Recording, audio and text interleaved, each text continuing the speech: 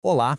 Hoje a gente vai abrir um capítulo da história que é, francamente, bem sombrio e muitas vezes deixado de lado.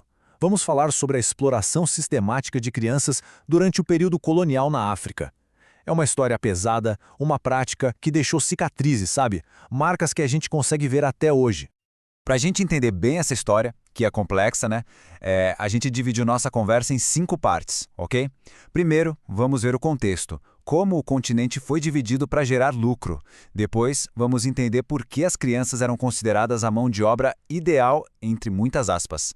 Aí, a gente entra nos setores onde elas eram exploradas, fala das cicatrizes e, claro, da resistência. E para fechar, a gente conecta tudo isso com a África de hoje. Então vamos lá. Para começar, a gente precisa voltar para o finalzinho do século XIX. Foi ali que as potências europeias, na famosa Conferência de Berlim, basicamente sentaram e redesenharam o mapa da África. E o objetivo era bem direto, sabe? Extrair tudo que desse: ouro, diamantes, borracha. E para fazer isso acontecer, eles precisavam de uma coisa: mão de obra. Muita mão de obra. E o mais barata possível. Olha, essa citação de um historiador africano contemporâneo é pesada, mas resume tudo perfeitamente. As crianças viraram peças centrais nessa máquina econômica colonial. E é importante entender, isso não foi um acidente, um efeito colateral, foi uma estratégia. Elas foram de fato forçadas a entrar nessa engrenagem. E o preço que pagaram foi a saúde, a educação, a própria infância. Essa linha do tempo aqui ajuda a gente a visualizar como tudo foi acontecendo passo a passo. Primeiro, no final do século XIX, vem a Conferência de Berlim, que divide o continente. Logo no começo do século XX, as potências coloniais já estabelecem as economias focadas só em extrair recursos. E aí, em poucas décadas, o que a gente vê, o trabalho forçado, incluindo o infantil, não era mais uma exceção. Tinha virado a regra, uma parte fundamental do sistema colonial.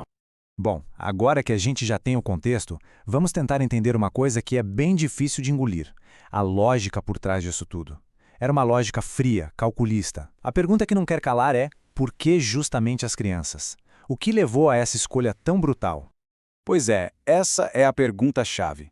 E a resposta é que não foi por acaso. Existiam motivos muito específicos e, sinceramente, bem perturbadores que fizeram das crianças o alvo perfeito na visão das empresas e das administrações coloniais da época. E as razões são essas aqui, olha só. Primeiro, o custo. Crianças recebiam quase nada, ou absolutamente nada. Segundo, o controle. Eram vistas como mais fáceis de dominar, com menos chance de se organizar e resistir. E tem mais. As potências coloniais simplesmente ignoraram e destruíram as leis e tradições locais que protegiam as crianças, deixando-as totalmente desamparadas. E por último, a natureza do trabalho. Para aquelas tarefas repetitivas, intensivas, elas eram consideradas, na cabeça deles, a mão de obra ideal.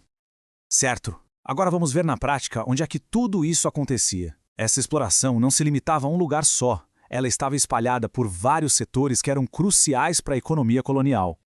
Pensa, por exemplo, nas plantações. Crianças, às vezes com menos de 10 anos de idade, passavam horas e horas debaixo de sol colhendo cacau, café, algodão. Um trabalho exaustivo. Era essa a realidade, dia após dia, para atender à demanda da Europa por esses produtos. Agora, se nas plantações era ruim, nas minas a coisa ficava ainda pior, muito mais perigosa. O tamanho delas era explorado de uma forma muito cínica. Era visto como uma vantagem para que elas pudessem carregar cargas pesadas ou entrar em túneis super estreitos de perigosos, sabe? Onde um adulto simplesmente não conseguiria passar. E não para por aí. A própria infraestrutura do Império, as ferrovias, as estradas, tudo aquilo que era mostrado como símbolo de progresso e civilização, foi construído também com trabalho infantil. Crianças fazendo os trabalhos mais perigosos sem nenhum tipo de equipamento de proteção. É impressionante. Então é claro que a gente precisa falar sobre as consequências disso tudo. As cicatrizes, o trauma que ficou. Mas, e isso é muito importante, a história não é só sobre opressão. Também é sobre resistência. E houve muita resistência.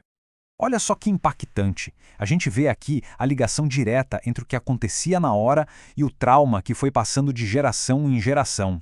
Perder a chance de estudar não era só um problema pessoal. Era uma forma de manter as pessoas presas num ciclo de pobreza. E os danos físicos? Muitas vezes significavam uma vida inteira de problemas de saúde, de dor ou até mesmo uma morte precoce. Mas como eu disse, no meio de toda essa brutalidade, a opressão encontrou resistência. Uma resistência muito corajosa. E essa resistência aparecia de várias formas, sabe? Famílias que escondiam os filhos das autoridades, correndo risco enorme, mulheres que criavam redes de apoio para se ajudarem, a própria cultura era uma forma de resistir, passando as histórias de geração em geração, e claro, os movimentos de libertação que lutavam pela independência também tinham essa causa como uma de suas bandeiras. Bom, e com isso a gente chega na nossa última parte. Vamos ver como essa história toda, essa exploração colonial, ainda ecoa hoje nos desafios da África moderna. Essa tabela aqui deixa tudo bem claro, né? É uma linha direta do passado para o presente. Os sistemas de educação que foram destruídos, isso resulta até hoje em ciclos de pobreza. A agricultura local que foi deixada de lado para focar na exportação, hoje isso se reflete em problemas de segurança alimentar. E as estruturas econômicas que foram impostas lá atrás, elas criaram uma desigualdade e uma dívida externa que muitos países carregam até hoje. E a luta, claro, continua. Hoje em dia tem muita gente trabalhando para mudar esse cenário. Organizações como a União Africana, ONGs locais, todos na linha de frente para proteger os direitos das crianças, para ampliar o acesso à educação. É um trabalho constante para curar essas feridas do passado. E a gente termina com essa pergunta, que fica para a gente pensar: como uma nação consegue se curar quando a sua infância foi roubada?